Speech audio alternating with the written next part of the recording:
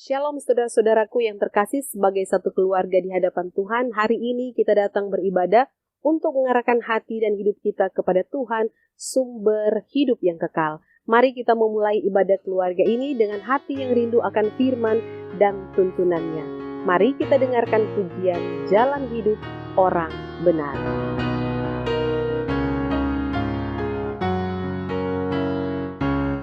Jalan hidup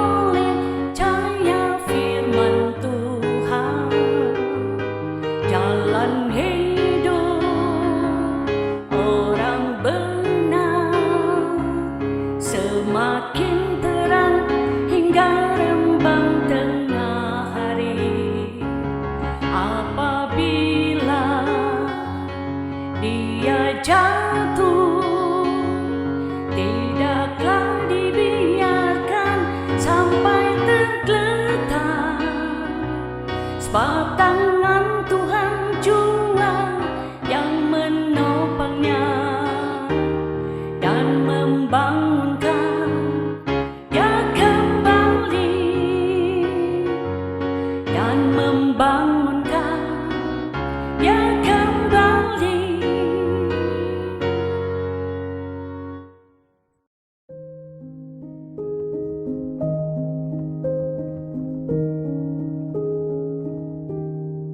Mari kita berdoa.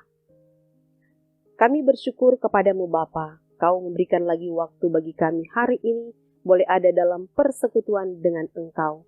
Kami sebagai keluarga Kristen yang diberkati, mau tentu terus diarahkan oleh firman-Mu.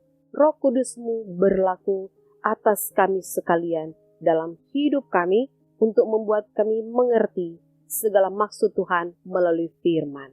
Ini yang menjadi doa kami. Mohon ampun untuk dosa dan kesalahan kami. Di dalam nama Tuhan Yesus kami berdoa. Amin.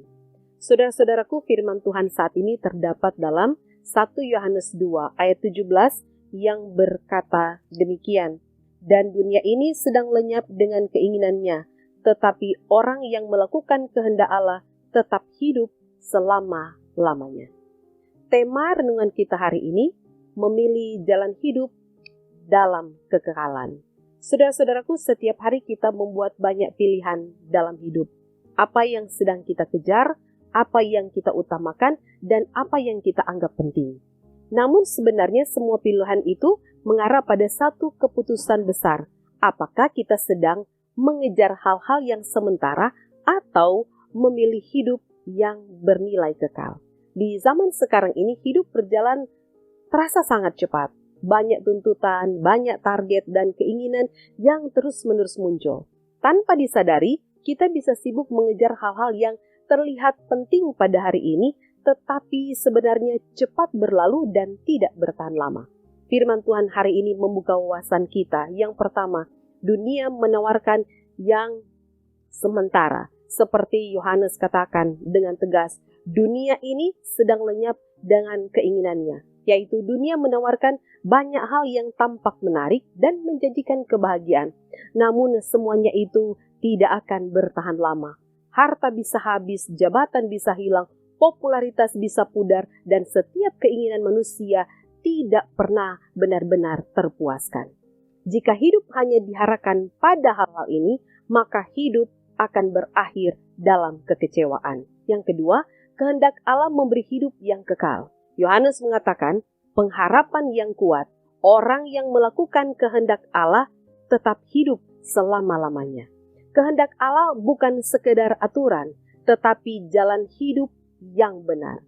Hidup yang taat kepada firman Tuhan menuntun kita pada relasi yang dekat dengan Allah dan memberi makna yang tidak tergantung pada keadaan dunia.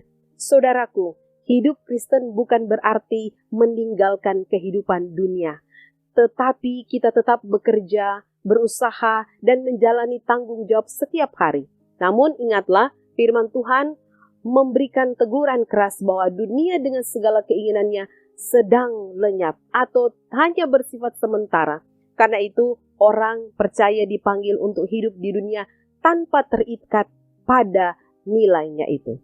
John Calvin mengatakan bahwa dunia adalah tempat persinggahan bagi orang percaya, bukan tujuan akhir. Allah memberi kita berkat-berkat dunia untuk dipakai dengan bijak, bukan untuk mengikat hati kita. Jika hati melekat pada dunia, maka kita akan kehilangan arah hidup yang sejati. Dari pembacaan kita hari ini ada pesan firman bahwa hidup yang benar adalah hidup yang menempatkan kehendak Allah sebagai prioritas. Kita boleh memiliki dan menikmati apa yang Tuhan berikan bagi kita, tetapi jangan menjadikannya sebagai pusat hidup. Ketika kehendak Allah yang menjadi pegangan, berarti kita sedang berjalan di jalan yang benar, yaitu jalan hidup yang tidak akan lenyap, melainkan membawa kita kepada kehidupan yang kekal bersama dengan Tuhan. Amin. Mari kita berdoa. Kami bersyukur atas firman-Mu saat ini, semakin menguatkan dan mengokohkan iman, bahwa kami diberikan waktu dan kesempatan oleh Tuhan untuk hidup di dunia, tetapi tidak boleh terikat oleh dunia. Kau memberikan berkat, rejeki, jabatan, ataupun kekuasaan, ataupun berkat-berkat prestasi yang lain, tetapi kami tidak boleh memusatkan kehidupan pada hal yang seperti itu, tetapi kami memusatkan kehidupan kami pada Sang Pemberi berkat, yaitu Engkau sendiri. Terima kasih untuk persekutuan indah tercipta. Kepada siapapun kami yang sedang beribadah saat ini, yang sakit Tuhan sembuhkan, yang sedang dalam pergumulan Tuhan kuatkan, supaya tetap berimankan kokoh. Dan biarlah kiranya anak-anak yatim piatu, janda duda, orang-orang terlantar, orang-orang tua lanjut usia, tetap Tuhan hiburkan dan kuatkan iman mereka. Terima kasih Bapa untuk firman-Mu. Kami percaya berkat itu tidak akan berlalu dari kehidupan kami. Ini doa kami aminkan bersama dengan mengucapkan doa Bapa kami. Bapa kami yang di surga, dikuduskanlah nama-Mu. Datanglah kerajaan-Mu. Jadilah kehendak-Mu di bumi seperti di surga. Berikanlah kami pada hari ini makanan kami yang secukupnya, dan ampunilah kami akan kesalahan kami, seperti kami juga mengampuni orang yang bersalah kepada kami. Dan janganlah membawa kami ke dalam pencobaan, tetapi lepaskanlah kami daripada yang jahat, karena Engkaulah yang punya kerajaan, dan kuasa, dan kemuliaan, sampai selama-lamanya. Amin. Demikianlah ibadah kita hari ini. Selamat beraktivitas, Tuhan Yesus memberkati. Shalom.